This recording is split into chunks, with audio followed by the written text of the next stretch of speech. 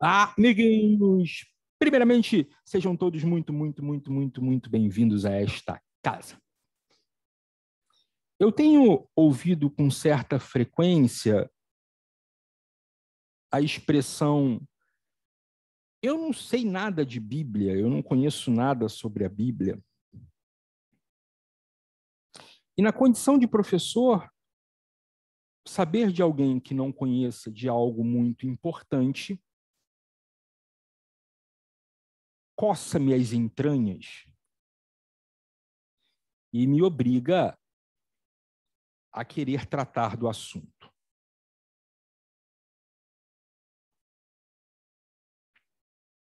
O assunto não é simples, inclusive tende a cair em algumas polêmicas, das quais já quero me eximir. Apesar de ser um estudante assíduo e dedicado do cristianismo primitivo,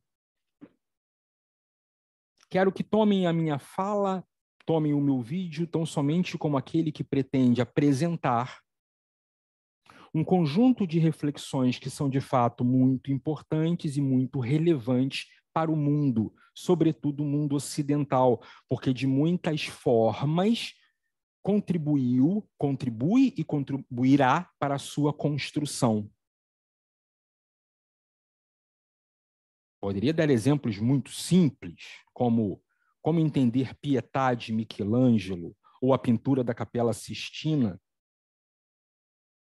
como pensar na Última Ceia do Leonardo da Vinci, como entender as reflexões de boa parte dos nossos grandes escritores, se não houver um mínimo de conhecimento sobre o que se dá ao longo dos livros que compõem a Bíblia. Mas antes de dar início propriamente dito ao meu encontro, eu preciso fazer algumas notações. Primeiro,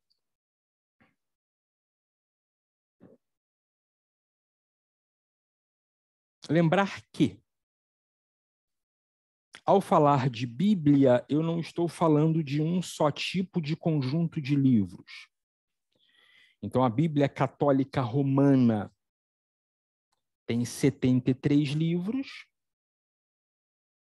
56 referentes ao Velho Testamento e 27 referentes ao Novo Testamento. A Bíblia Ortodoxa tem 78 livros, 51 referentes ao Velho Testamento, 27 referentes ao Novo Testamento. E a Bíblia Evangélica tem 66 livros, 39 referentes ao Velho Testamento, 27 referentes ao Novo Testamento.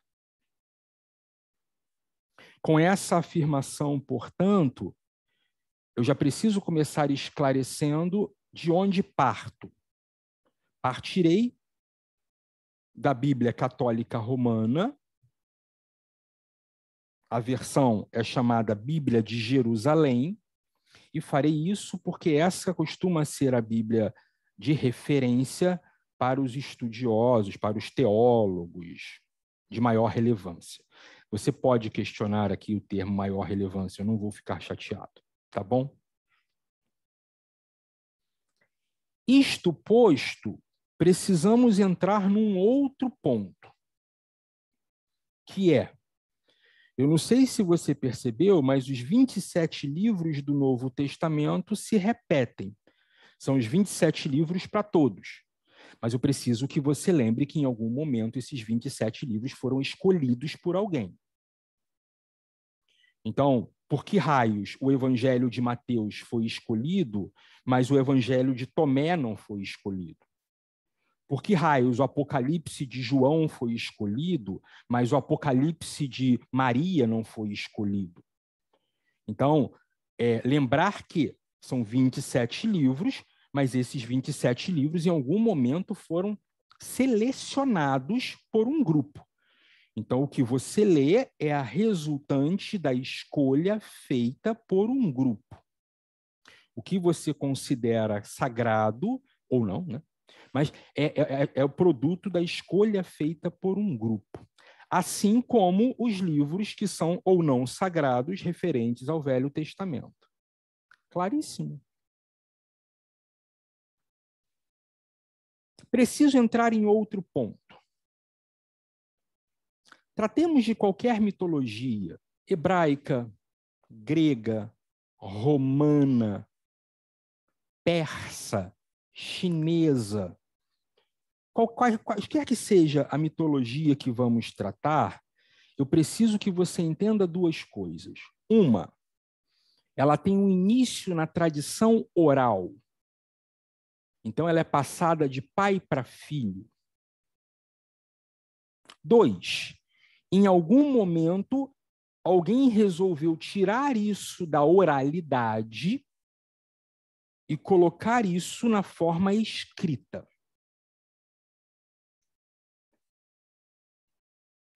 Então, essas tradições orais, em algum momento, serão colocadas na forma escrita.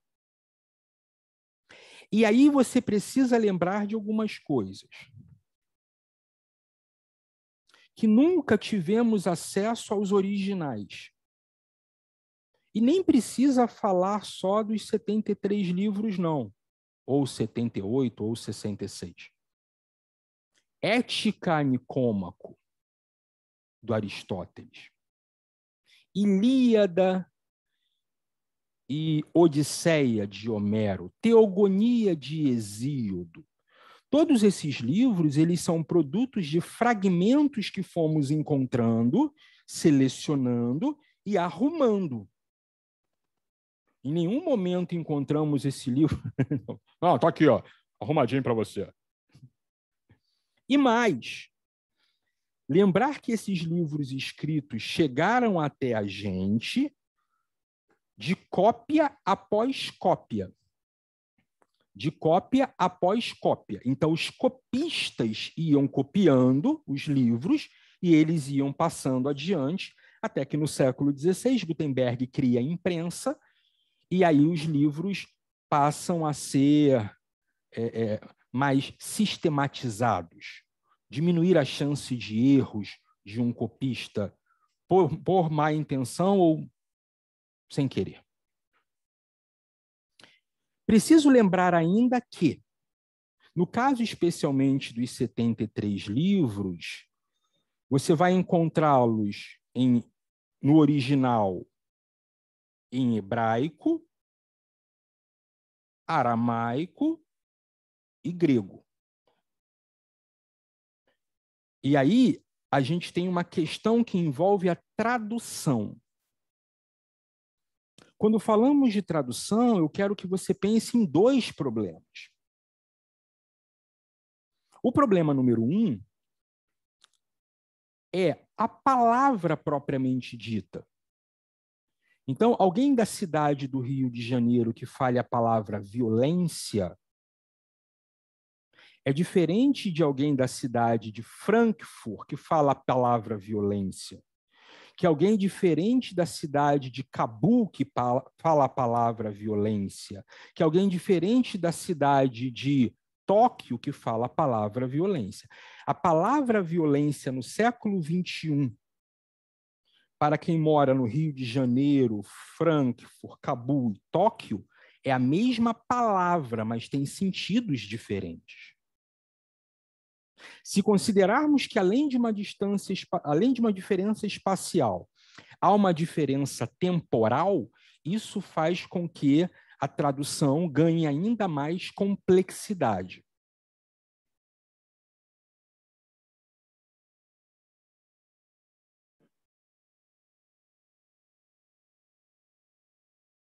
Não bastasse isso, precisamos entender que estamos tentando encontrar palavras que se adequem àquela palavra.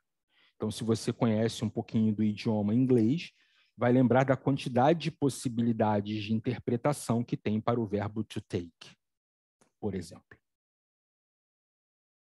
Feito esse brevíssimo preâmbulo, vamos entrar na história propriamente dita, que é minimamente linear entre os três grupos. E quando eu falo minimamente linear, é porque sempre haverá outras formas de contar a mesma história.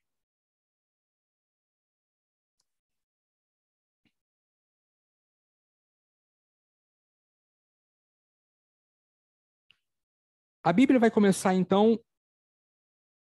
com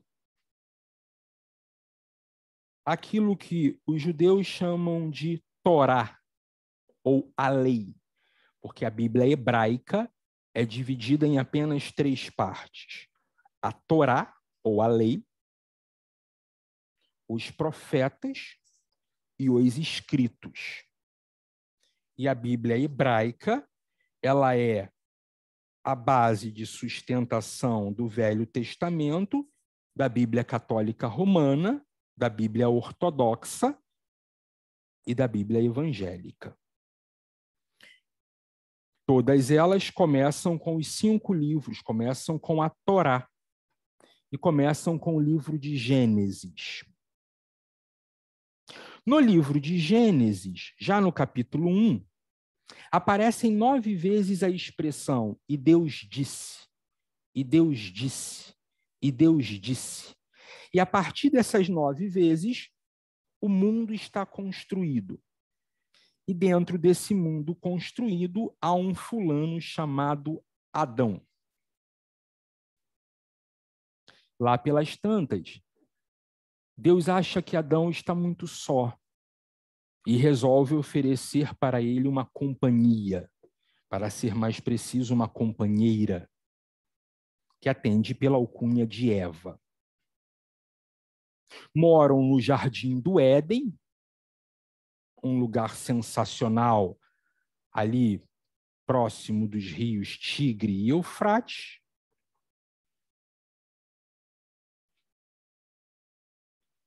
Naquilo que viremos a chamar de Mesopotâmia.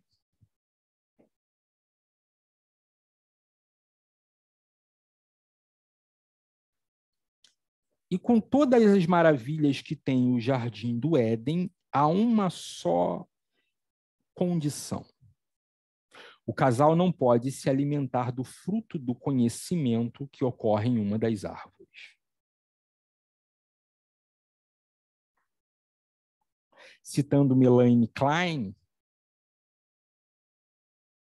psicanalista, quem se alimenta da árvore do conhecimento é expulso de algum paraíso. E aqui não é diferente. O casal se alimenta do fruto. Deus aparece e pergunta: Adão, onde estás? Uma pergunta teologicamente de muito peso e de muita importância.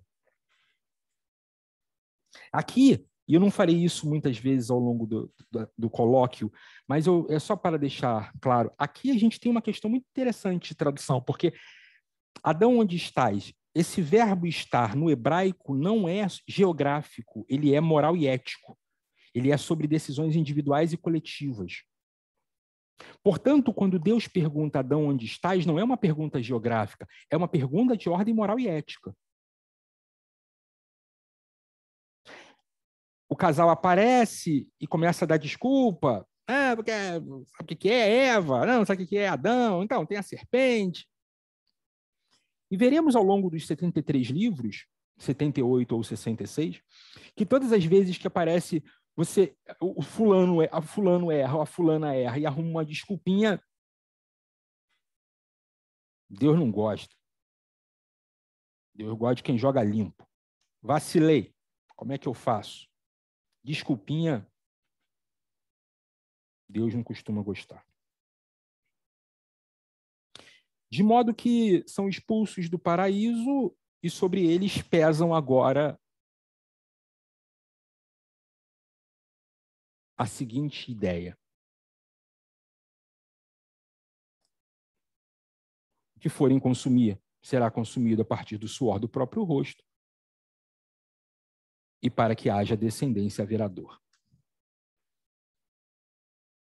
Agostinho diz que deveremos para sempre a Adão esse momento, porque foi esse momento que nos deu a oportunidade de conhecermos Jesus de Nazaré. Luiz Fernando Veríssimo é um pouco mais debochado. Ele diz: mestre, respeito o Senhor, mas não a sua obra. Que paraíso é esse que tem cobra?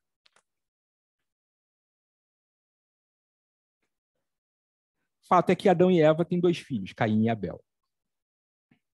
Caim ligado à pecuária, Abel ligado à agricultura. Caim mata Abel. Quem quer que faça uma leitura um pouco mais historicizada vai dizer que a perda do paraíso é quando a espécie humana abandona o nomadismo para o sedentarismo.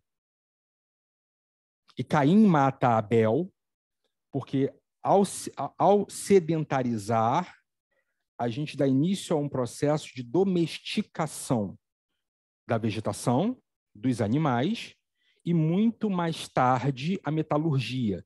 Não é à toa que os descendentes de Caim, na descendência de Caim, há muitos metalúrgicos. Quem lida com os metais, né? Mais tarde, Adão e Eva têm um filho chamado Sete, e da descendência de Sete aparece um fulano chamado Noé. E aí já estamos pelo capítulo 6 de Gênesis, quando Deus está muito chateado com a sua obra. Porque, nossa, para entender melhor por que ele está chateado com a sua obra, você precisaria ler o livro de Enoque. Mas, de fato, o livro de Enoque não foi escolhido para estar entre os livros sagrados. Então, ler Enoque é uma espécie de leitura subversiva, né? Aquela que você faz assim no cantinho sem que ninguém veja. Mas ele dá explicações um pouco mais inteiras para você entender por que raios Deus está muito chateado com a sua criação. Resolve, então, alagar tudo e começar de novo. Mas vai salvar Noé, porque ele é um justo. Noé, sua família e um casal de cada bicho vai ser salvo dentro da arca. Essa história não é nova, o dilúvio aparece em muitas mitologias. Em muitas mitologias o dilúvio aparece. Eu me pergunto por que raios Noé colocou dentro da arca um casal de mosquitos Aedes aegypti, né? Já tiraria um bocado de doença que nos perturba o caminho. Mas sigamos. Noé entra na arca, dilúvio, mata todo mundo, a água desce, a arca já está num ponto mais alto, uma referência interessante, porque após esse momento, né, a arca é recuperada numa região mais alta, uma ideia de elevação, uma ideia de melhores momentos virão. Noé fica muito contente, enche a cara, dança peladão na frente das filhas, isso cria um problema ali, mas se resolve. Da descendência dos filhos de Noé, há um chamado Sem. Daí vai nascer o povo semítico, povo semita. Por isso que mais tarde, quando durante a Segunda Guerra Mundial houver aquela pressão contra os judeus, chamaremos de um movimento antissemita, antissemitismo. Da descendência de Sem aparece Abrão. Quem é Abrão? Abrão é um fulano que mora nessa região mesopotâmica. O Deus que aparece para ele é Javé. E é importante dizer isso porque mais tarde esse Deus vai ganhar o nome de Elohim, mas eu não vou entrar nesse mérito.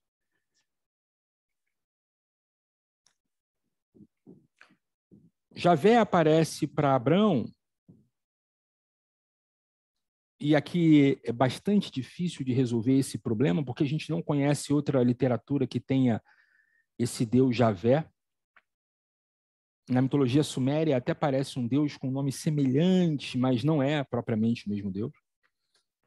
Então, por que raios Abraão resolve atender às demandas desse Deus? É uma pergunta muito boa. Mas fato é que esse Deus, Javé, fala para Abrão: irmão, larga a tua casa, larga a tua parentela, larga a tua terra e só vem. Não é exatamente assim não, mas se você quiser o original, está à sua disposição em algum lugar. E aí, Abrão, que é pai do povo, vira Abraão, que é pai do grande povo, porque há sobre ele a promessa de eu transformarei você numa multidão. E ele leva consigo Ló. Ló é esse seu amigo íngua que você tem, esse namorado, namorada íngua que você tem. Todo mundo tem um amigo, uma amiga que te impede de ir adiante, né? Deixa eu te falar uma coisa, ter nascido não foi uma escolha sua, mas os seus amigos, as relações de pares conjugais que você escolhe, foi uma escolha sua. Então, se for íngua, se livra, né, velho? Mas Abrão tá com Ló. Até o dia que Abrão não aguenta mais olhar para a cara de Ló e fala: Ló, mete o pé, sai fora que eu não aguento mais olhar para tua cara larga. Nesse momento, Deus aparece para Abraão e diz: olha para frente, para trás, para cima, para direita, para esquerda, para o lado, tudo teu, irmão. Mensagem mítica para dizer: se você não cumprir exatamente a ordem que foi dada, a promessa não será cumprida. A terra só passa a ser dele quando ele cumpre a ordem. Larga a tua casa, a tua parentela, a tua terra. Enquanto Ló estava junto,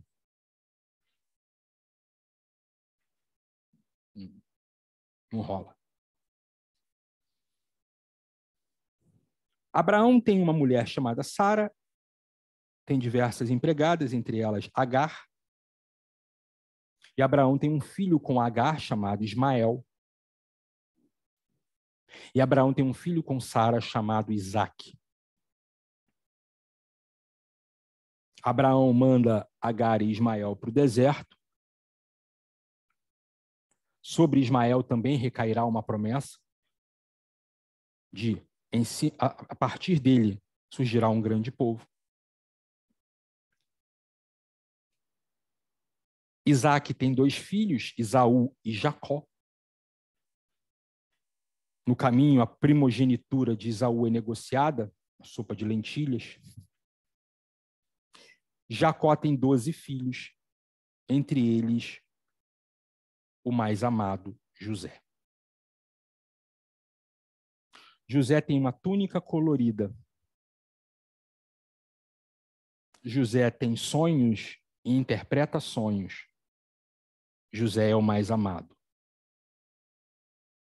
Logo, é invejado.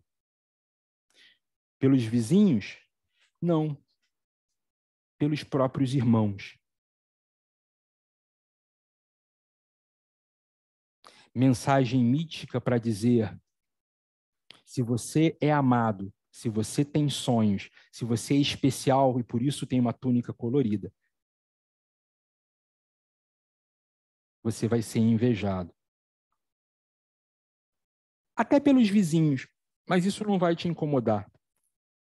O problema são seus irmãos, aqueles que sentam à mesa com você. Os irmãos, então, vendem José para o Egito. Mas quem é bom, né, amigo? Não tem jeito. Até na prisão ele faz diferença. E vai ser elevado à casa de Potifar. E aí ele consegue traduzir, ele consegue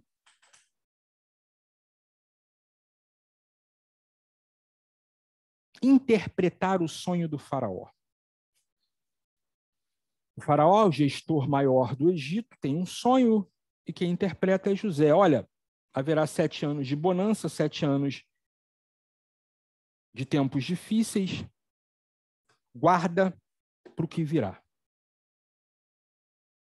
O faraó ouve José, percebe a sua sabedoria, a sua inteligência, a sua perspicácia. Ele vira braço direito do faraó. E, de fato, acontece os 7 anos de penúria. É nesse momento que muitos povos migram para o Egito. porque o Egito guardou suprimentos. Entre os povos que migram para o Egito, vai o povo hebreu.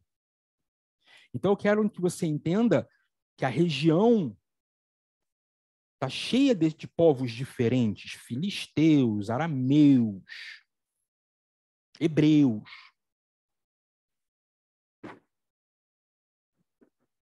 Quando os hebreus chegam, sob a liderança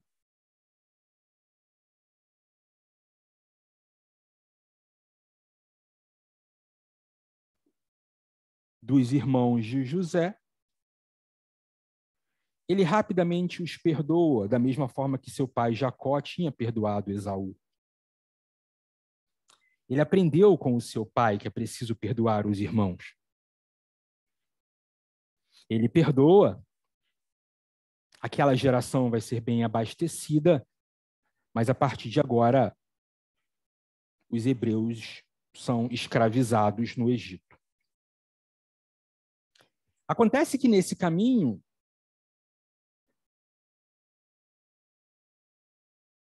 um hebreu vai ser criado dentro da casa do faraó. E ele atende pela alcunha de Moisés. Um dia Moisés resolve sair para fora das fronteiras do palácio para dar uma volta e vê um egípcio batendo em um hebreu.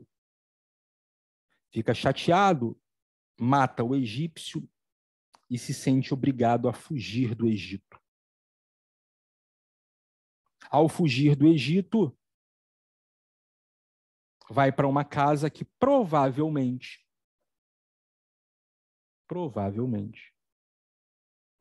vem da descendência de Ismael. Mas isso aí já é uma outra história, eu não vou entrar nela. Lembra de Ismael, Agar, Abraão? Provavelmente Moisés vai exatamente para a comunidade descendente de Ismael. Mas eu não vou entrar nesse mérito. Fato é que Deus aparece para Moisés e diz: então, irmão, você conhece os meandros do poder. Você conhece aquilo que Pierre Bourdieu vai chamar de campo social. Você entende o jogo que rola na casa do faraó. Então, eu preciso que você vá lá para libertar o povo hebreu.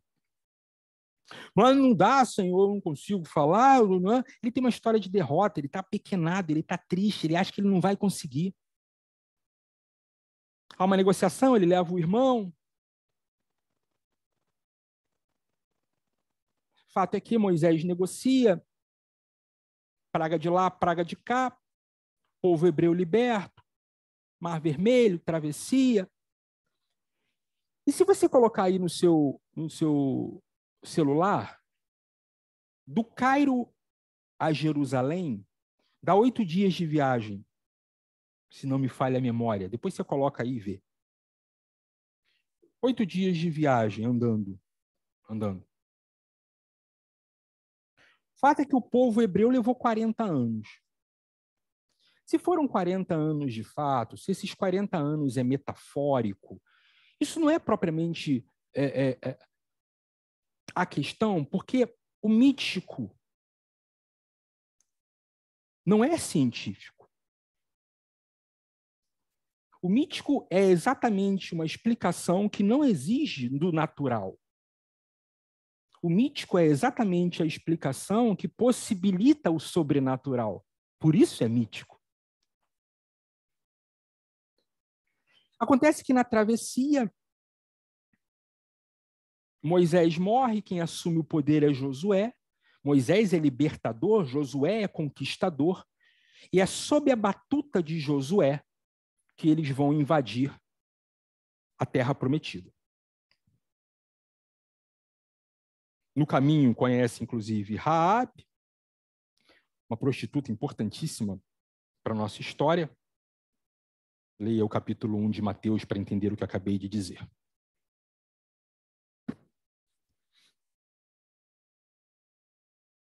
Josué, então, depois de muito sangue, muita cabeça degolada, muita gente morta, retoma a Terra Santa, As 12 tribos já estão devidamente arrumadas. E agora o povo hebreu fica sob a batuta dos juízes. Houve muitos juízes. Provavelmente você conhece, ainda que nunca tenha lido isso tudo, que é Sansão. Sansão e Dalila, é sempre uma história muito conhecida.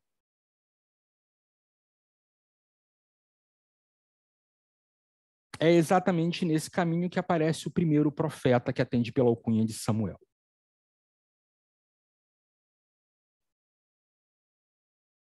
O povo quer um rei.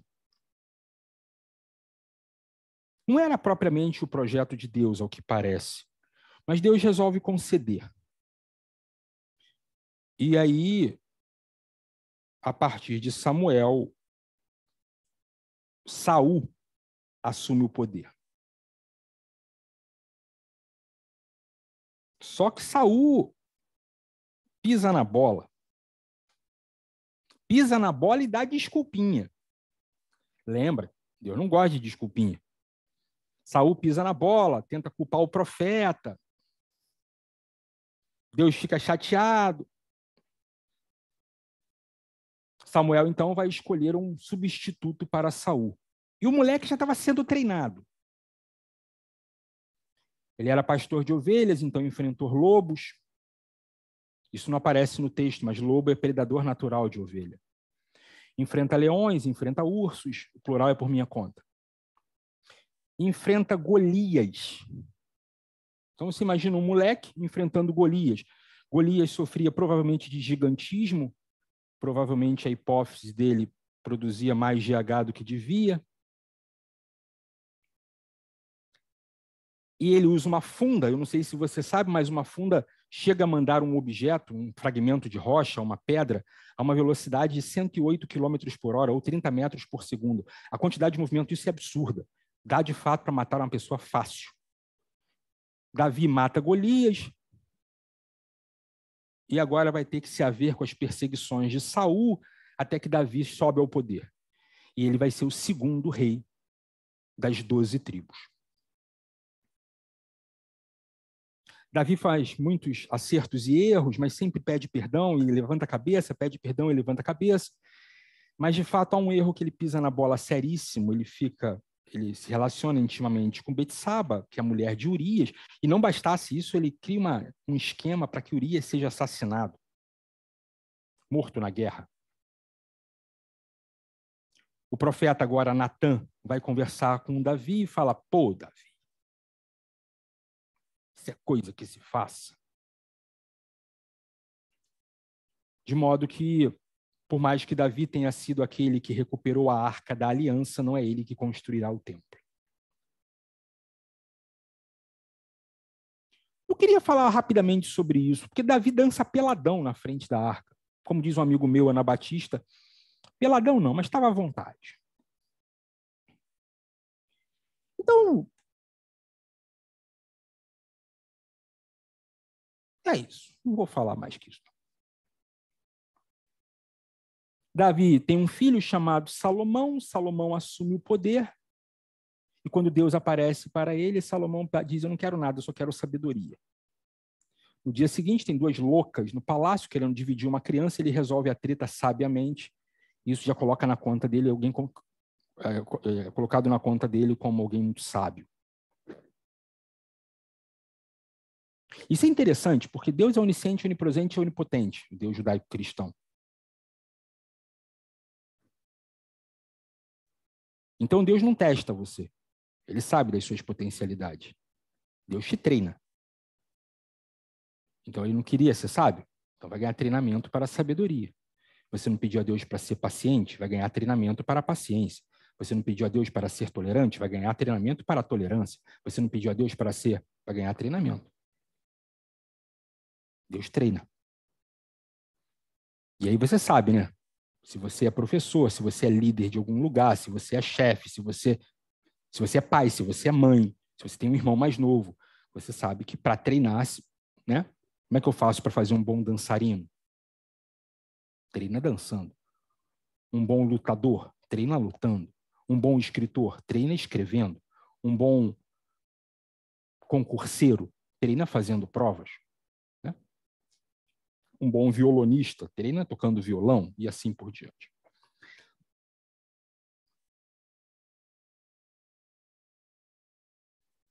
Salomão se perde no caminho. Dos 11 capítulos de Reis, 4 é dedicado à construção do templo. O templo é espetacular.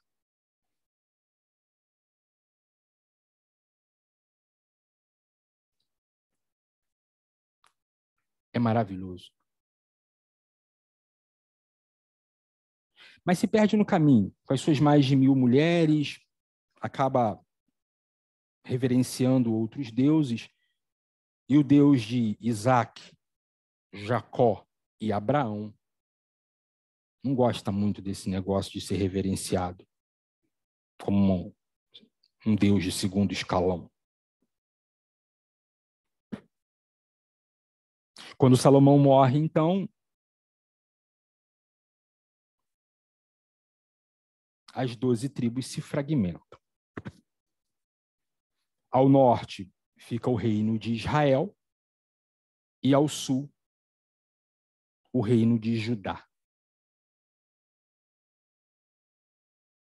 O reinado de Salomão, que tinha sido forte, imponente, poderoso, agora está fragmentado. E aí você sabe, né? Divididos, somos muito mais fracos. De modo que no século 8 os assírios tomam o norte e no século 6 os babilônicos tomam o sul. E aí os hebreus do sul são levados para a Babilônia. Até que a Pérsia de Ciro cresce, se desenvolve, e o Império Babilônico é derrubado e os hebreus são trazidos de volta, inclusive tem a oportunidade da construção de um novo templo.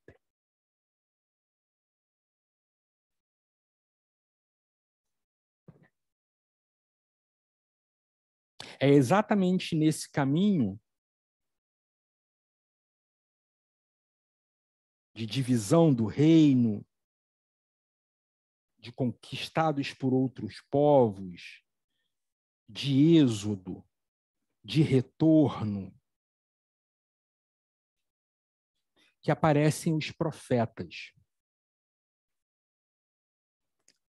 Os profetas, sejam eles antes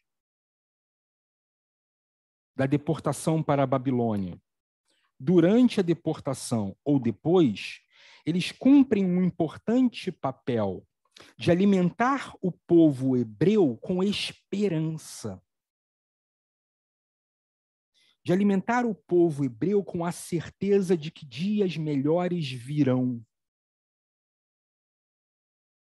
Então, quando você for se dedicar à leitura dos profetas, ainda que você não queira temporalizá-los entre antes, durante ou depois da deportação, vale lembrar que cumprem esse papel de crescer a esperança, de avisar sobre possíveis erros, de lembrar para que não pisem na bola novamente, de lembrar dos erros cometidos até aqui, de lembrar que há uma tradição judaica. Por isso que, muito provavelmente, na volta da Babilônia, é que todos esses livros tenham ganhado um caráter escrito, sagrado, de referências continuadas, para que se crie uma história, para que se crie uma tradição, para que se crie um lugar onde você possa olhar e ganhar uma lufada de ar puro. Quem aqui, que passeia, obviamente, pelo universo judaico-cristão, nunca lançou mão de um verso de um profeta para que recebesse um conforto, um verso de Jeremias, um verso de Amós, um verso de Isaías, um verso de Daniel, um verso que venha tirar você da dor. Lançamos mãos dos versos dos profetas, como assim fizeram os hebreus, para o alívio da dor. Para o alívio da dor.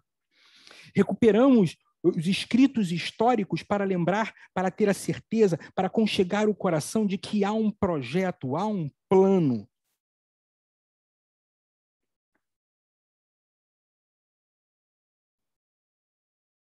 Acontece que agora o povo hebreu está sob o domínio romano.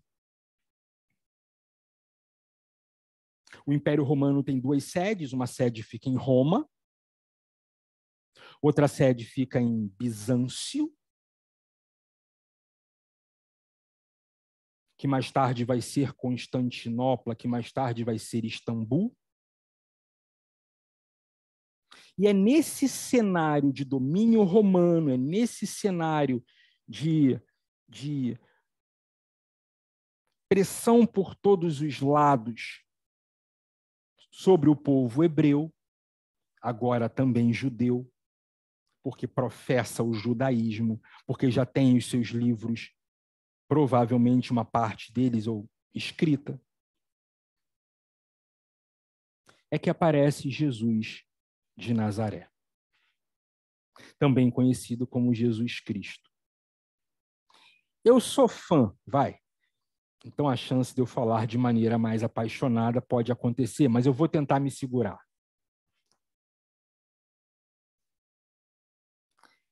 Todas as vezes que falamos Jesus de Nazaré, falamos do Jesus histórico, do homem. Todas as vezes que falamos de Jesus Cristo, falamos do Messias. Cristo é Messias em grego.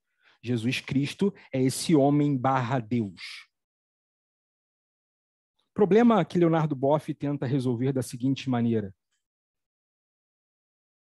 para ser tão humano, só mesmo sendo um Deus. Então, seja como Jesus de Nazaré, o Jesus histórico, ou Jesus Cristo, o Jesus religioso, estamos tratando aqui de uma figura de muita importância para a humanidade, especialmente para o Ocidente, porque muito do que ensinou ficou.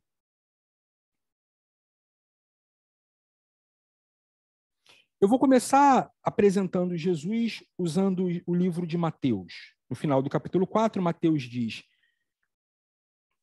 ele tem 12 discípulos, ele faz milagres e ele anuncia o reino. É interessante essa proposta de Mateus para a apresentação de Jesus, porque isso coloca Jesus como um rabi diferente.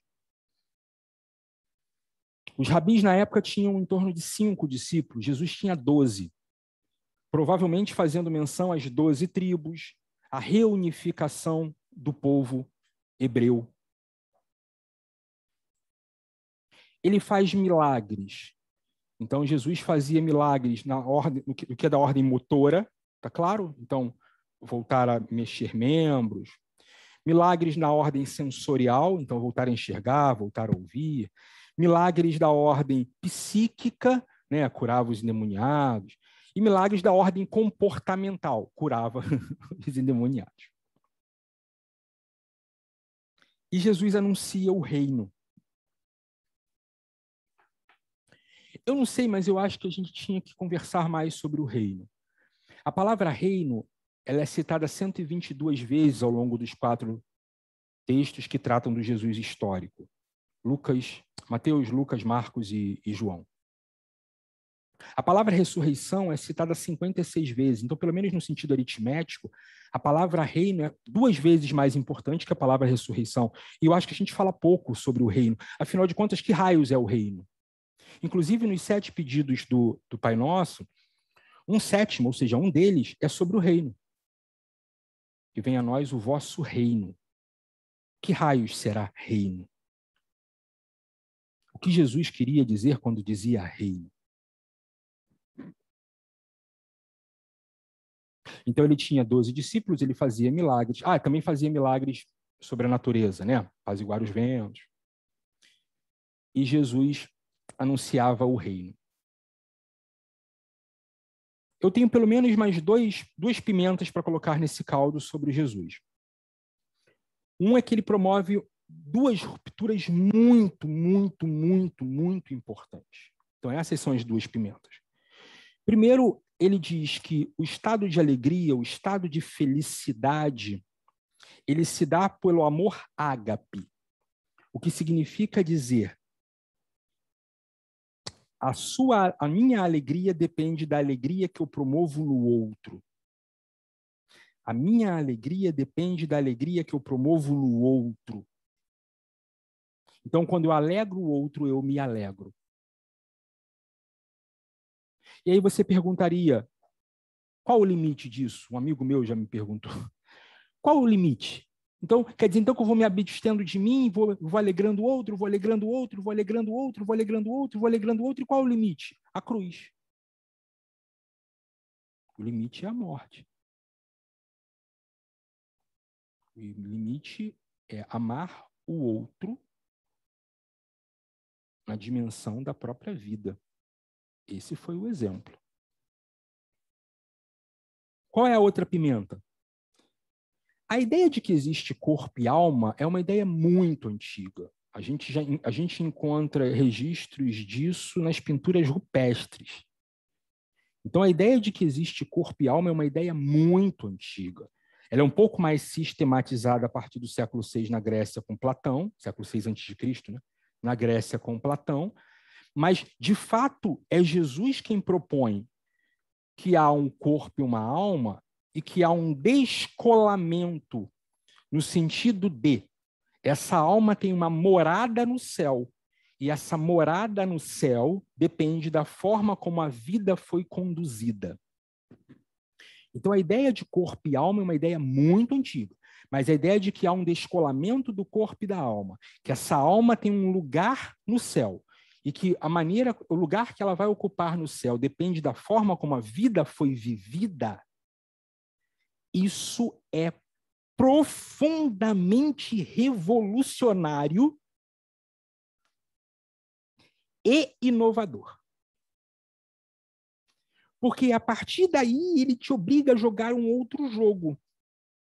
Porque se há um descolamento da vida material para a vida imaterial, da vida que acaba para a vida eterna, se alguém te bater na face, tem que dar outra face, se mandar andar 1000 passos, tem que andar 10.000 passos, se pedir a mão, você dá a túnica, você tem que orar pelos inimigos, você, né?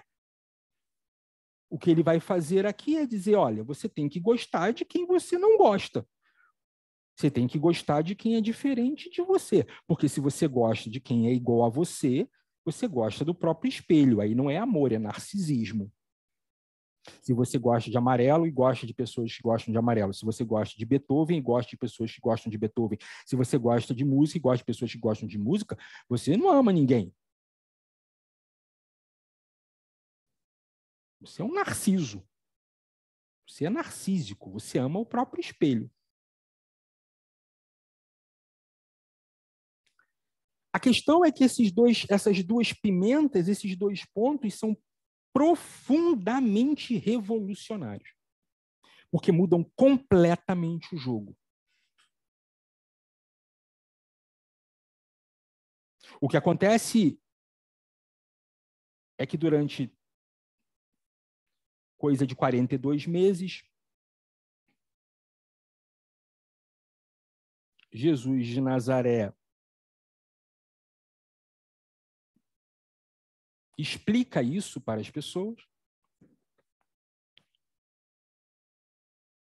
porque o ministério de Jesus era ensinar, né? Jesus foi de um lado para o outro para ensinar. Jesus saiu daqui do ponto A para o ponto B para ensinar. Ponto A para o ponto B para ensinar. Ponto A para o ponto B para ensinar. No caminho fazia milagre, no caminho.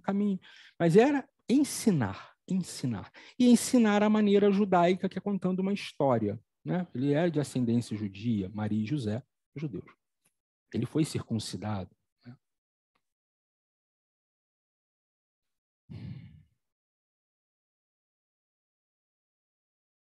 Após morte e ressurreição,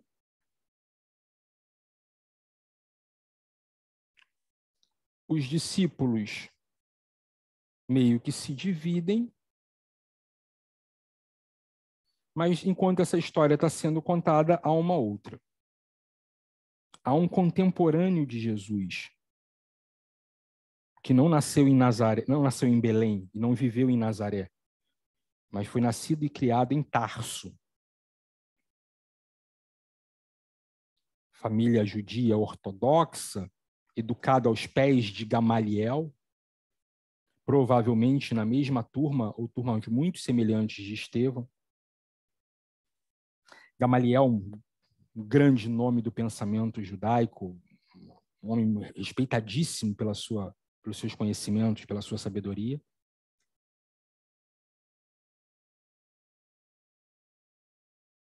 Esse homem é Saulo,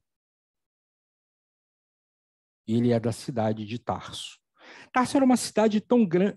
Tarso está para o século I, como Atenas esteve para o século VI a.C. Tarso era uma cidade litorânea, então muito viva, com muitos comerciantes, povos de todo lugar, muita gente. É nesse cenário que Saulo é criado, e muito abastado. Então, muito erudito, muito bem formado. Saulo, como judeu ortodoxo, ali pelo início do século I, é um perseguidor de cristãos.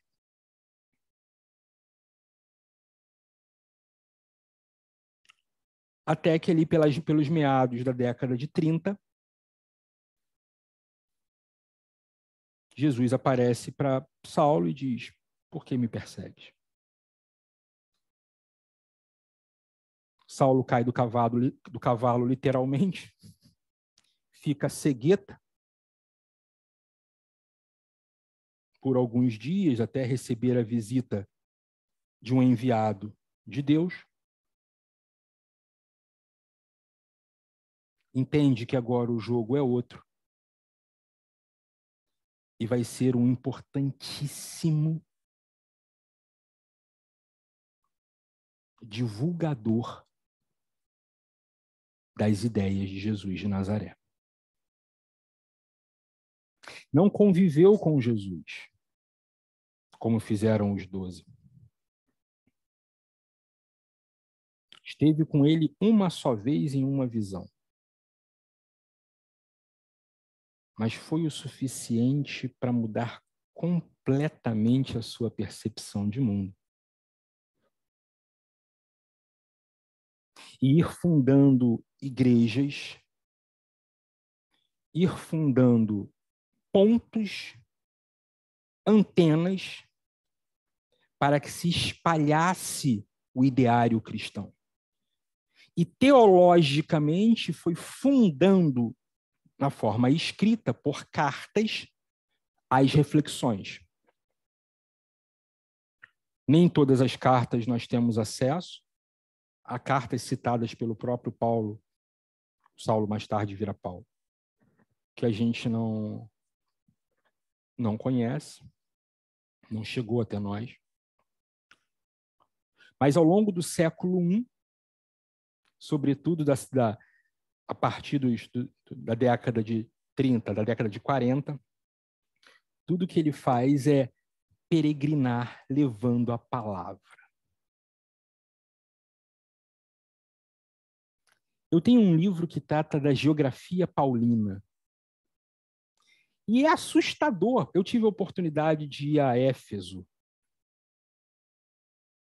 Éfeso, onde Maria e João, a casa onde Maria e João moraram, inclusive. Tive a oportunidade de conhecer os locais onde Paulo falava, né?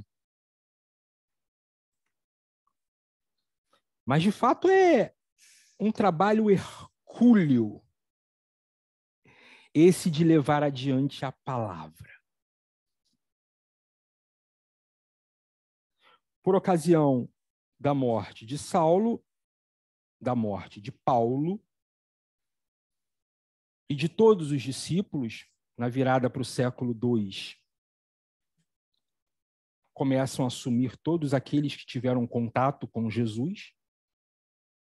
No século II, depois de Cristo, a gente já não tem quase ninguém que viu Jesus ou que conviveu com ele, muito poucos. E aí a gente começa a árdua tarefa de tentar entender o que é sagrado, o que é profano, o que de fato está atrelado ao pensamento de Jesus, o que não está atrelado, quais são os escritos que devem ter relevância, quais são os escritos que não devem ter relevância, quem a gente deve ouvir, quem a gente não deve ouvir, quem interpreta de maneira adequada, quem interpreta de maneira menos adequada. Então, eu quero que você entenda que não é uma discussão simples, porque a igreja de Roma, a igreja de Éfeso, a igreja de Corinto, a igreja de Jerusalém, as igrejas tinham pessoas, as pessoas pensam, interpretam, analisam, avaliam, porque vivem de forma diferente. É claro que no caminho vão aparecer nomes de relevância, de muita relevância, chamado os pais da igreja, os doutores da igreja. Estudaremos na forma de patrística, aqueles grandes homens que aparecem até o século III, século V ou século VII, dependendo de quem você pegue como referência. Então aparece Orígenes, aparece Jerônimo, aparece, né, os grandes, Agostinho de Hipona, aparecem esses grandes nomes do cristianismo que vão tentando arrumar toda essa reflexão. O que raios deve ficar de todos os textos que estão sendo escritos aqui? O Evangelho de Hermas era o mais famoso, mas não foi escolhido. O Evangelho de Clemente era muito famoso, mas não foi escolhido. Como é que a gente escolhe, então? E aí a gente foi arrumando os textos, arrumando, os copistas iam copiando, e a gente ia negociando e conversando para tentar entender cada vez mais sobre esse Jesus de Nazaré, sobre esse Jesus Cristo e, sobretudo, sobre esse Deus do qual ele falava, porque aí tem uma terceira pimenta. Pela primeira vez na história, Deus é tratado como meu paizinho querido, Abba. Pela primeira vez na história, Deus é tratado como alguém de uma proximidade amorosa espetacular. Se você parar para analisar, o Deus dos 4 evangelhos, o Deus de Jesus de Nazaré, não pune ninguém. O Deus dos 4 evangelhos, o Deus de Jesus de Nazaré, não pune ninguém. O único punido por Deus nos 4 evangelhos foi exatamente aquele que era imaculado diante de Deus, que foi o pai de João, Zacarias. Ninguém é punido.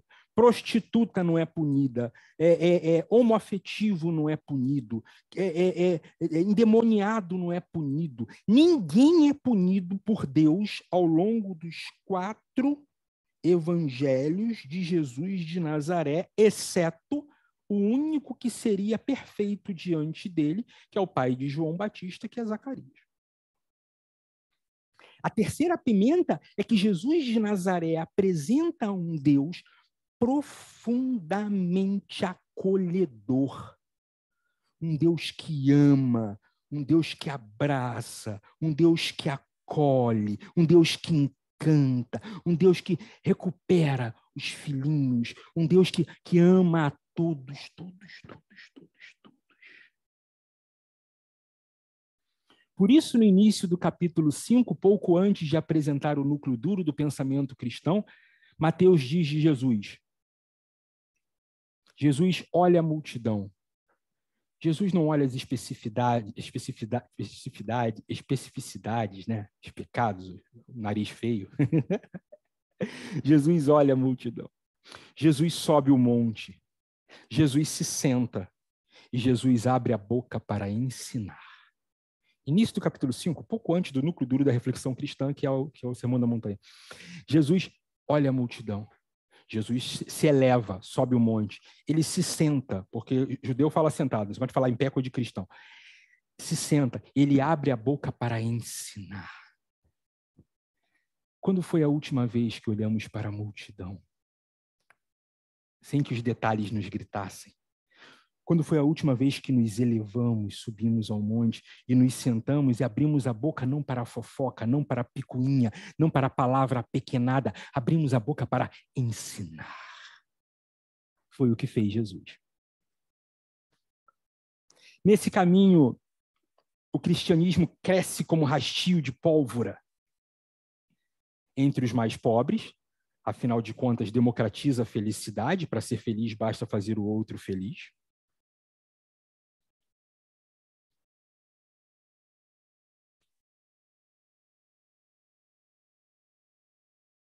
O Império Romano dá sinais de cansaço e cai.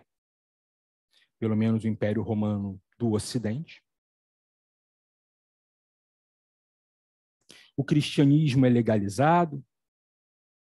As igrejas, ou a igreja, como preferir, vai ganhando cada vez mais força e legitimação.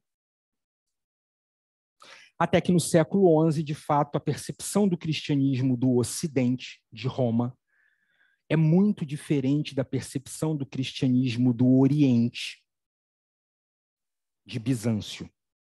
E aí nasce a ruptura, a primeira grande ruptura, a primeira grande cisma do Oriente, que vai fundar a Igreja Ortodoxa. E por isso a Igreja Ortodoxa tem 78 livros e a Igreja Católica Romana tem 73 livros. 500 anos depois, pelos idos do século XVI, iniciozinho do século XVI,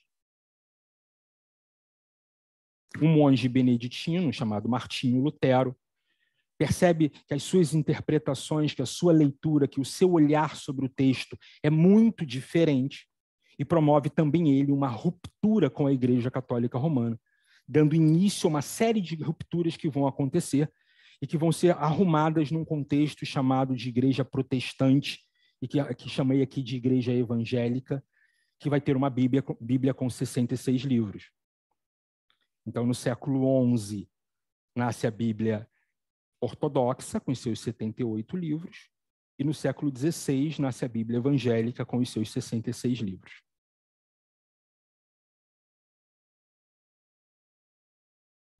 De lá para cá, muita coisa aconteceu e fica para um próximo vídeo. Então, qual a Bíblia certa?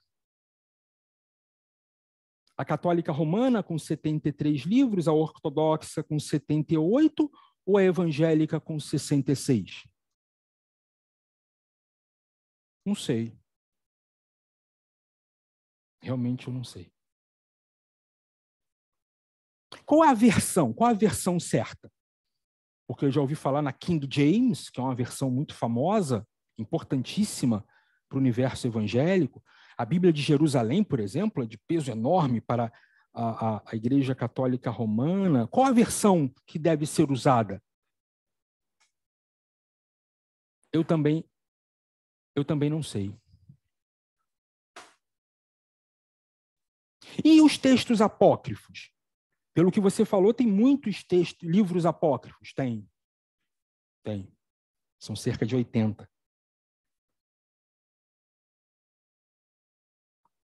Tá, esses apócrifos aí, qual deles você acha que deveria entrar para o sagrado? Deveria? Também não sei. Não sei. Então você não sabe de nada? Não, não sei. Eu só estou te contando a história. O que você vai fazer com isso é uma questão sua. É uma questão individual. O texto está lá. A interpretação que você vai dar, o olhar que você vai deitar sobre ele é o seu olhar. Se vai estar certo, se vai estar errado, eu não tenho a menor ideia. Eu não sei nem se a palavra certo ou errado se encaixa aqui. Eu não sei se Deus é binário. Não sei se Deus é tão simples, certo ou errado, bom ou mal. Não sei. Realmente eu não sei. Na ascendência de Jesus aparecem estrangeiros, aparecem prostitutas, aparece. Então eu não sei. Realmente eu não sei. Eu só estou aqui para lembrar a você que há muitas possibilidades de olhar para o texto. Há muitas possibilidades de lê-lo e interpretá-lo. Mas leia você. Interprete você. Porque eu não sei se vai estar certo ou vai estar errado. Eu não sei nem se certo ou errado pode ser utilizado aqui. Mas eu sei uma coisa. Todos nós morreremos. E em algum momento saberemos. Pode ser mesmo que a gente morra e tudo acabe. Quem vai dizer que não? Pode ser mesmo que a gente morra e seja uma espécie de grande sono. Pode ser mesmo que a gente morra e acorde para a vida eterna. Como diz o poeta John Donne, após curto sono, acorda eterno que jaz, e a morte já não vive, morte, tu morrerás. É possível mesmo que a morte morra e nasçamos para uma vida eterna. Seja lá como for, quem vai ter que dar conta das escolhas feitas é você. Então, leia você os 73, 78 ou 66 livros. Interprete você os cerca de 30 mil versos que compõem esses livros.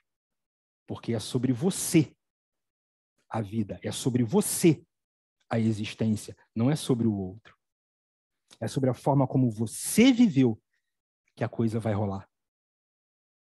Então, responsabilize-se pela própria existência. Não tente colocá-la no colo do outro. Não tente achar na aula do Vitão o que vai te salvar ou vai te condenar. Eu não tenho a menor ideia.